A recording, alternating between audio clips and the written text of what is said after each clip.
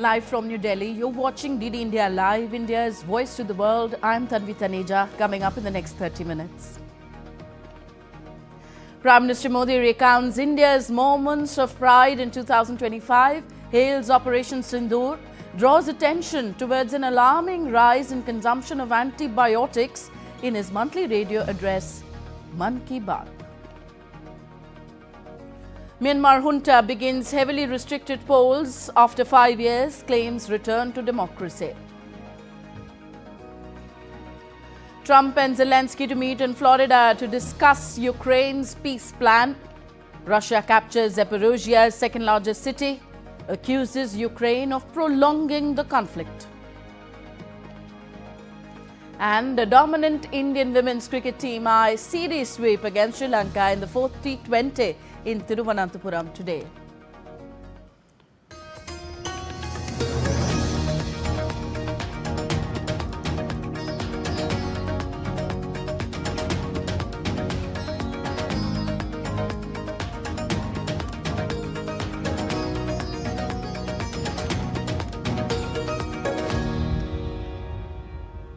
Prime Minister Narendra Modi shared his thoughts with Indians in the 129th episode of his monthly radio program, Mann Ki Baat. While the Prime Minister spoke about welcoming the new year with new passion and enthusiasm, he also presented an account of the country's achievements in 2025. Minister Narendra Modi highlighted the achievements of the year 2025 in his monthly radio program Mann Ki Baat. He mentioned sports, science, Operation Sindoor and Vande Mataram. He also stated that 2025 gave several pride moments. कुछ ही दिनों में साल 2026 दस्तक देने वाला है और आज जब मैं आपसे बात कर रहा हूं तो मन में पूरे एक साल की यादें घूम रही हैं। कई तस्वीरें, कई चर्चाएं, कई उपलब्धियां जिन्होंने देश को एक साथ जोड़ दिया। 2025 ने हमें ऐसे कई पल दिए जिन पर हर भारतीय को गर्व हुआ। देश की सुरक्षा से लेकर खेल के मैदान तक, विज्ञान की प्रयोगशालाओं से लेकर दुनिया के बड़े मंचों तक भारत ने हर जगह अपनी मजबूत छाप छोड़ी। इस साल ऑपरेशन सिंदूर हर भारतीय के लिए गर्व का प्रतीक बन गया। दुनिया ने साफ देखा, आज का भारत अपनी सुरक्षा से कोई समझौता नहीं करता। ऑपरेशन सिंदूर के दौरान देश के कोने कोने से मां भारती के प्रति प्रेम और समर्पण की तस्वीरें सामने आई। लोगों ने अपने अपने तरीके से अपने भाव व्यक्त किए। साथियों, यही जज्बा तब भी देखने को मिला जब वंदे मातरम के 150 वर्ष पूरे हुए। The Prime Minister also recalled the achievements in the field of sports and space, likewise the moment of women's cricket team creating history by winning the World Cup for the first time. खेल के लिहाज से भी एक यादगार साल रहा। हमारी पुरुष क्रिकेट टीम ने आईसीसी चैंपियंस ट्रॉफी जीती। महिला क्रिकेट टीम ने पहली बार विश्व कप अपने नाम किया। भारत की बेटियों ने women's blind T20 world cup जीतकर इतिहास रच दिया। एशिया कप T20 में भी तिरंगा शान से लहराया। पैरा एथलीटों ने विश्व चैंपियनशिप में कई पदक जीतकर ये साबित किया कि कोई बाधा हौसलों को नहीं रोक सकती। विज्ञान और अंतरिक्ष क्षेत्र में भी भारत ने बड़ी छलांग लगाई। शुभांशु शुक्ला पहले भारतीय बने जो इंटरनेशनल स्पेस स्टेशन तक पहुंचे।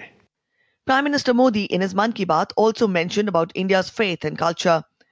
He urged the countrymen to move forward with new hopes and new resolutions in 2026. पर्यावरण संरक्षण और वन्य जीवों की सुरक्षा से जुड़े कई प्रयास भी 2025 की पहचान बने। भारत में चीतों की संख्या भी अब 30 से ज्यादा हो गई है। 2025 में आस्था, संस्कृति और भारत की अद्वितीय विरासत सब एक साथ दिखाई दी। साल के शुरुआत में प्रयागराज महाकुंभ के आयोजन ने पूरी दुनिया को चकित किया। साल के अंत में अयोध्या में राम मंदिर पर ध्वजारोहण के कार्यक्रम ने हर भारतीय को गर्व से भर दिया। स्वदेशी को लेकर भी लोगों का उत्साह खूब दिखाई दिया।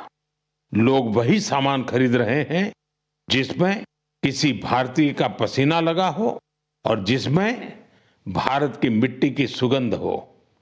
आज हम गर्व से कह सकते हैं 2025 ने भारत को और अधिक आत्मविश्वास दिया है। ये बात भी सही है, इस वर्ष प्राकृतिक आपदाएं हमें झेलनी पड़ी, अनेक क्षेत्रों में झेलनी पड़ी। अब देश 2026 में नई उम्मीदों, नए संकल्पों के साथ आगे बढ़ने को तैयार है।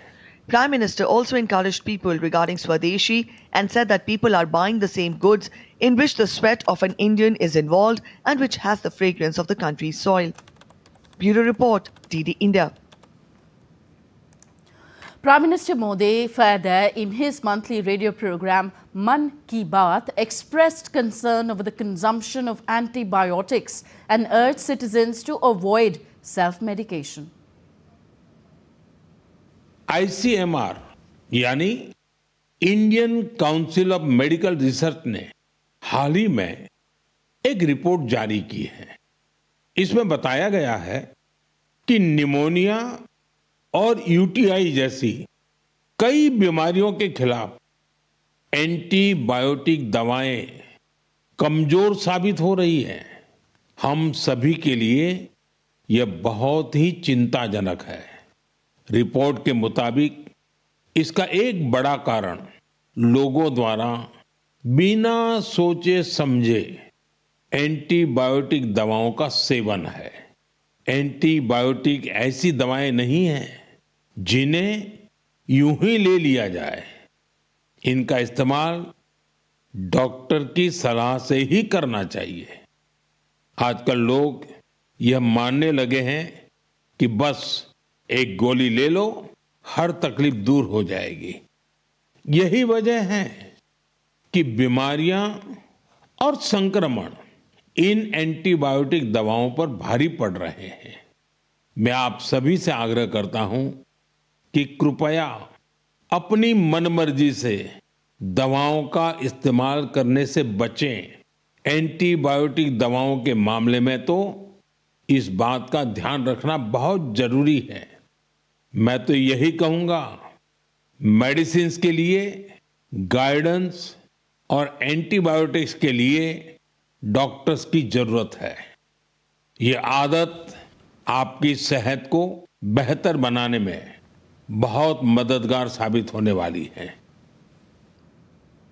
Prime Minister Modi on Saturday chaired a national conference of chief secretaries where he had insightful discussions on various issues relating to governance and reforms. Prime Minister Modi will chair the conference today. The three-day conference, which began on Saturday, is aimed at strengthening the centre-state partnership through structured and sustained dialogue on national development priorities. The conference focuses on the theme Human Capital for Viksit Bharat, covering best practices and strategies for states and union territories to follow. Under this theme, special emphasis for detailed discussion is being placed on 5 key areas, including early childhood education, schooling, skilling, higher education, sports and extracurricular activities. President Draupadi Murmu embarked the Indian Navy's indigenous Kalvari-class submarine INS Vagshir at Karwar Naval Base in Karnataka. The President undertook a sortie on the western seaboard. Chief of Naval Staff Admiral Dinesh K. Tripathi accompanied the Supreme Commander of the Armed Forces. This maiden sortie on board a Kalvari-class submarine by President Draupadi Murmu is the second such sortie by President of India after former President Dr. APJ Abdul Kalam.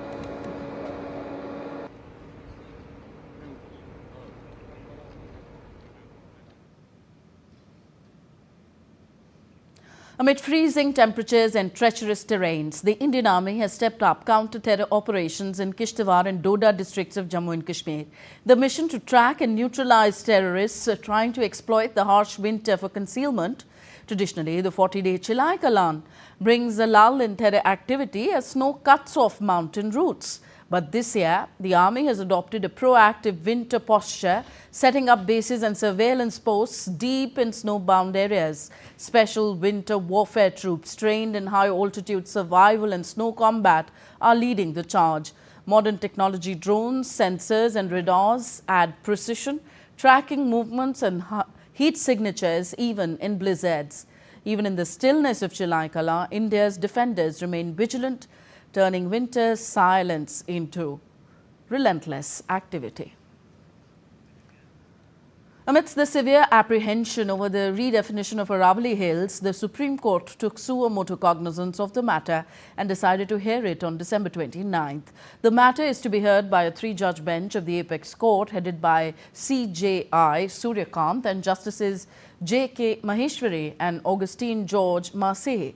The matter was listed as definition of Aravali Hills and mountain ranges and related issues. The Apex Court took the matter on suo motu basis after widespread protests by political parties, environmentalists and civil society members over the revised definition of Aravali Hills. They are worried that the change may lead to indiscriminate illegal mining and impact groundwater level, among others. Next, updates from Bangladesh.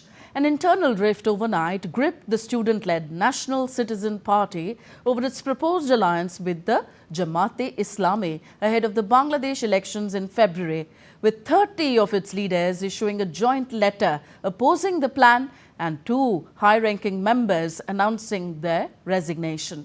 The NCP, a large offshoot of the Students Against Discrimination that spearheaded last year's violent movement, dubbed the July uprising, toppled the then Prime Minister Sheikh Hasina's Awami League government. They emerged as a political party with interim government chief Mohammad Yunus backing them. The memorandum has expressed concerns over the NCP's alliance with the Jamaat, stating that it conflicts with the party's declared ideology and stance regarding the July uprising and democratic ethics. So these are the leaders who have opposed NCP's proposed alliance with Jamaat-e-Islami. You're watching DD India Live, still to come on the show. North Korea's leader Kim Jong-un commemorates Constitution Day. Israel's recognition of Somaliland slammed across world capitals.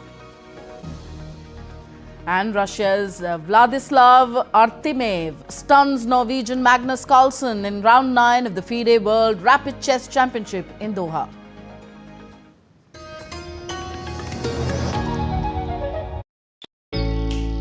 Jharkhand will mesmerize you with majestic nature, rich heritage and colorful culture. Hello. Johar. It fits perfectly. Thank you. Full workout हो गया. Ready?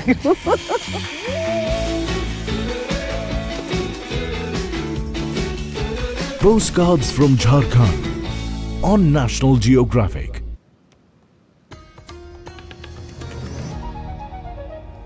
Welcome back. You're watching DD India Live. I'm Tanvi Taneja. Voting began in the first phase in Myanmar's heavily restricted polls on Sunday. The ruling junta touts the exercise as a return to democracy 5 years after it ousted the last elected government, triggering civil war. Myanmar's junta leader Min Aung Hlaing claimed the country's elections as free and fair, despite being run by the military, which seized power in a coup 5 years ago. Despite the ongoing civil war in the country and widespread violence undermining the process, Myanmar held its first general election since the 2021 military coup on Sunday. Now let us understand that why is Myanmar holding an election? Military ousted the elected government of Aung San Suu Kyi. Aung San Suu Kyi ousted in February 2021 coup, just when she was preparing for its second term in office. Generals accused Suu Kyi and her National League for Democracy party of electoral fraud. Suu Kyi, along with the party leaders, was detained. Junta pledged to hold an election by August 2023. Pledged to restore a democratic system, but that was pushed back. Military lost control of swaths of the country. Lost battles with ethnic minority rebels and anti-junta militias. NLD was among dozens of parties dissolved. Voting will be held in phases.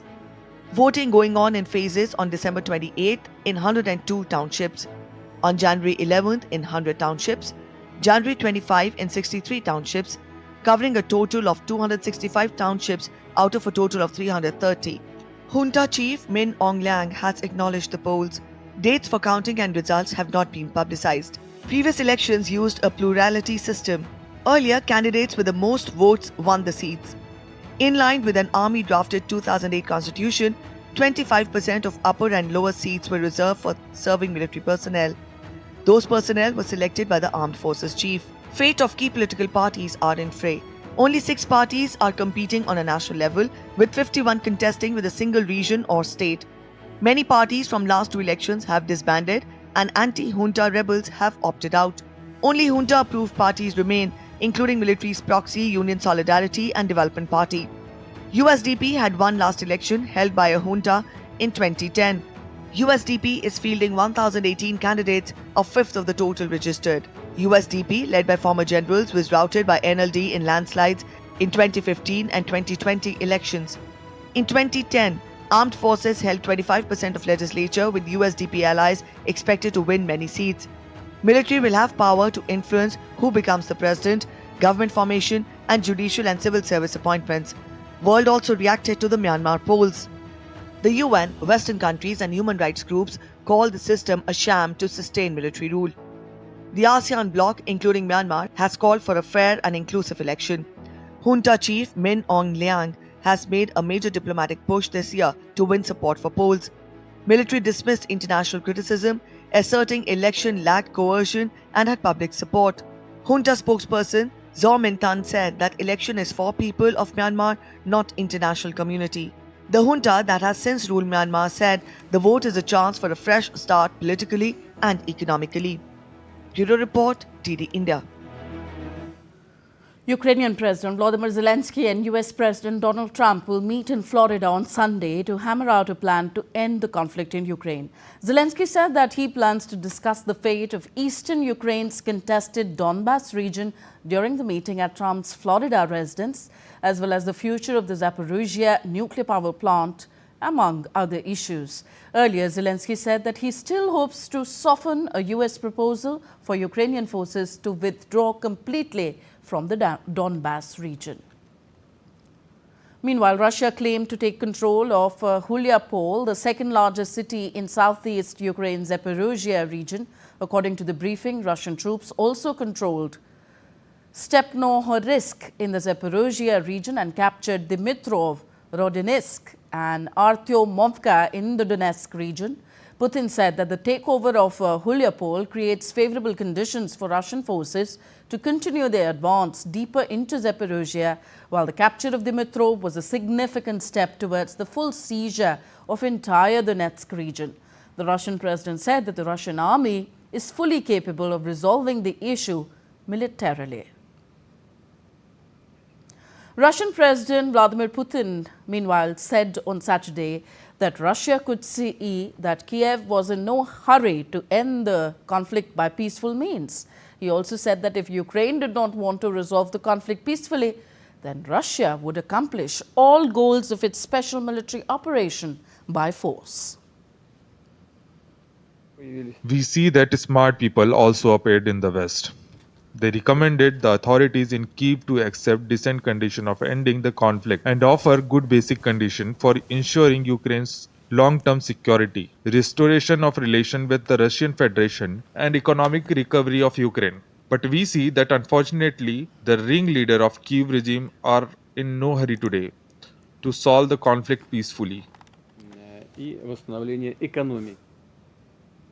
Israel became the first country to formally recognize the self-declared Republic of Somaliland as an independent and sovereign state on Friday. The Israeli move triggered reactions in the region. Egypt joined Turkey, Somalia and Djibouti in condemning Israel's recognition of Somaliland as an independent state. African Union too rejected the recognition of Somaliland as an independent and sovereign state. The European Union on Saturday insisted Somalia's sovereignty, however, saying that it should be respected. after Israel formally recognized its northern region of Somaliland as an independent state. EU Foreign Affairs spokesman said in a statement that the bloc reaffirmed the importance of respecting unity, sovereignty and territorial integrity of the Federal Republic of Somalia pursuant of its constitution. North Korean leader Kim Jong-un attended a ceremony commemorating the promulgation of the country's socialist constitution on Saturday. The socialist constitution of the Democratic People's Republic of Korea was adopted on December 27, 1972. Kim took oaths pledging to defend the sovereignty of North Korea and the interests of his people and to serve the state and the people. A thick plume of volcanic ash billowed into the sky above Mount Etna as Italy's most active volcano shifted its behavior. According to Italy's official authority, explosive activity at Etna's summit craters has been intensified, producing continuous ash emissions. The change prompted scientists to issue a red volcano observatory notice for aviation, signaling a potential risk for aircraft. On to sports news now. After securing an unassailable 3-0 lead, a dominant Indian women's team will aim to extend their superior form against Sri Lanka in Sunday's 4th T20 in Thiruvananthapuram, Kerala today. Harmanpreet Kaur's side has completely overwhelmed the visitors, consistently chasing down targets without allowing the opposition a foothold in the series. India restricted Sri Lanka to scores under 130 in every outing and successfully reached those targets while losing not more than 3 wickets in every match. Round 9 of FIDE World Rapid Championships in Doha, Qatar saw Vladislav Artyemev stun world number 1 Magnus Carlsen to take the lead with 7.5 points. Artyemev outplayed Carlsen in a game where the world's top-rated player committed a mistake on move 15, which proved costly.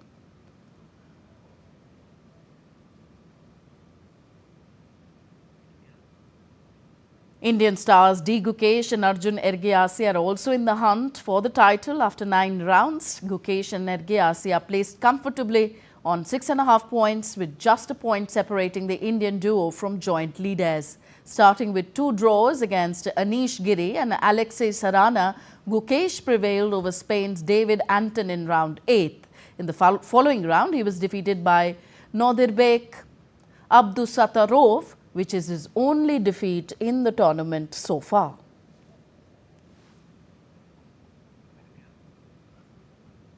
The annual Mangaluru Kambala is back, showcasing the vibrant Tulu heritage with thrilling buffalo races and cultural festivities. Crowds, including curious children and tourists, flocked to witness the excitement in the southern Indian state of Karnataka, while winners were honoured at the grand finale. A report. Among the many ways in which the Tulu community expresses its heritage, buffalo races or the Kambala remain an annual tradition in Karnataka's coastal region.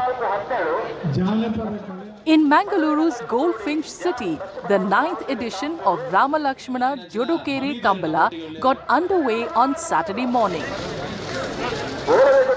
Racing buffaloes, enthusiastic community members and cultural events. A lot happened at this Mangaluru venue.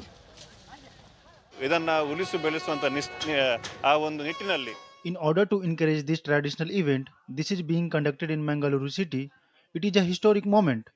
We wish this Kambala happens successfully until the sun and moon exist. And there were floodlights to brighten up the night hours as these buffalo races get held over a 24-hour period, morning to morning. The Kambala events bring together young and old Tulu community members and also allow others to get a glimpse of the Tulu heritage. Visitors from foreign shores were excited to witness the event and savor local delicacies. But our first time coming here, it's just beautiful. We've been to Goa, and this is better than Goa. So where will you enjoy in Kambala? Oh, very nice. The food is good. The people are very friendly. The beaches are beautiful. Buffalo race. Okay? Buffalo race. Buffalo race is awesome. What else do you want? Very good. The annual Mangaluru Kambala concluded with much coveted awards for the winners.